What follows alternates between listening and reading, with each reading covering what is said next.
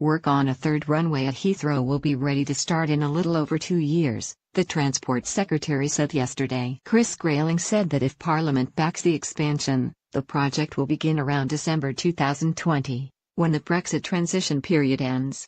He told BBC Radio 4's Today programme this would follow outline planning consent being given by the time the UK formally leaves the EU in March 2019, saying, "By the time that we leave the European Union, if all goes according to plan, it will have outline planning consent. By the time we finish the transition period, the construction work will be about to start."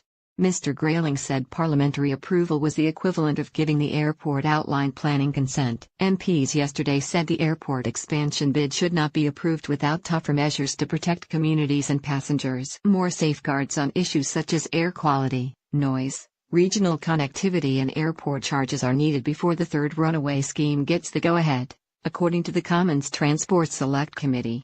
It called on Parliament to support the project once its concerns have been addressed, accepting there is a case for expanding Heathrow. The committee wants a more stringent interpretation of air quality laws and for noise estimates to reflect a range of possible flight paths. A proposed night flight ban of 6.5 hours should be extended to 7 hours, and further evidence is needed that landing charges will not be hiked to pay for expansion, MPs said.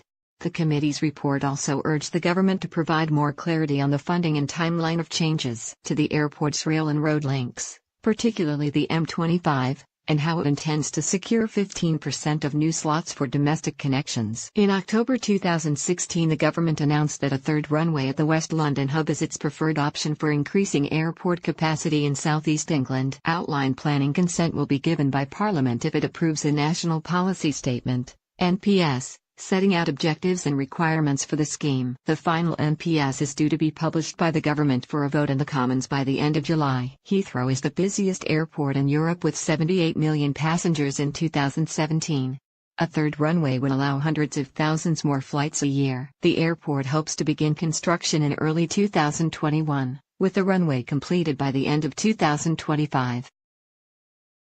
Tell me where the freak's at.